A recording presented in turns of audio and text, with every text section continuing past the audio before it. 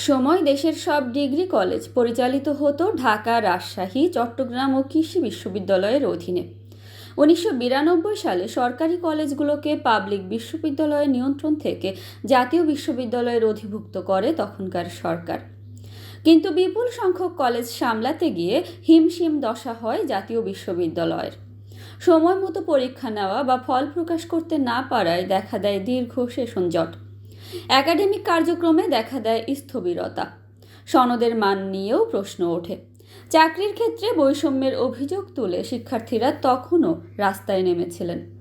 2014 সালের শেষ দিকে শিক্ষা মন্ত্রণালয় পরিদর্শনে গিয়ে জাতীয় বিশ্ববিদ্যালয়ের অধিভুক্ত 279টি সরকারি কলেজকে বিভাগীয় পর্যায়ের পুরনো পাবলিক বিশ্ববিদ্যালয়ের অধিভুক্ত করার নির্দেশ দেন তখনকার প্রধানমন্ত্রী শেখ হাসিনা।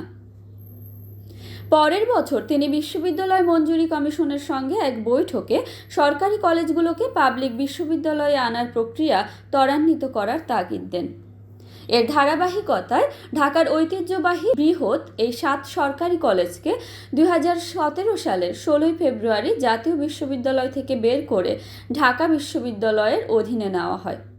সে সময় সিদ্ধান্ত হয় এসব কলেজে ভর্তি পরীক্ষা, পাঠ্যসূচি ও পরীক্ষা ঢাকা বিশ্ববিদ্যালয় থেকে পরিচালিত হবে।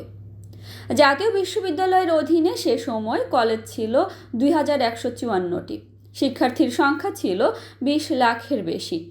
আর ঢাকা বিশ্ববিদ্যালয়ে অধিভুক্ত হওয়া 7 কলেজে তখন স্নাতক ও স্নাতকোত্তর পর্যায়ে 1,67,236 জন শিক্ষার্থী এবং 1,149 জন শিক্ষক ছিলেন।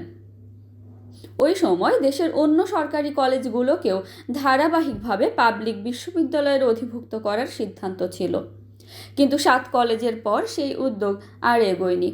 তবে দীর্ঘমেয়াদী কোনো পরিকল্পনা ছাড়াই 7 কলেজকে ঢাকা বিশ্ববিদ্যালয়ের অধীনে নেওয়ার প্রশাসনিক ও একাডেমিক বিভিন্ন সমস্যা দেখা দিতে থাকে। ঢাকা বিশ্ববিদ্যালয়ের রেজিস্ট্রার ভবনে হয়রানি, একাডেমিক ক্যালেন্ডার প্রকাশ না করা, সেশন জট, ফল প্রকাশে দীর্ঘসূত্রতা, ত্রুটিপূর্ণ ফলাফল প্রকাশ, রেকর্ড সংখ্যক শিক্ষার্থী অকৃতকার্য হওয়া ইত্যাদি সমস্যা নিয়ে আন্দোলন করতে দেখা যায় শিক্ষার্থীদের। 8 বছরেও এসব সংকটের সমাধান হয়নি, উল্টো পরিস্থিতি আরও জটিল হয়েছে। সম্প্রতি ঢাকা বিশ্ববিদ্যালয় এবং এর অধিভুক্ত 7 কলেজের শিক্ষার্থীদের মধ্যে সংঘর্ষ দেশ জুড়ে উদ্বেগের সৃষ্টি করেছে।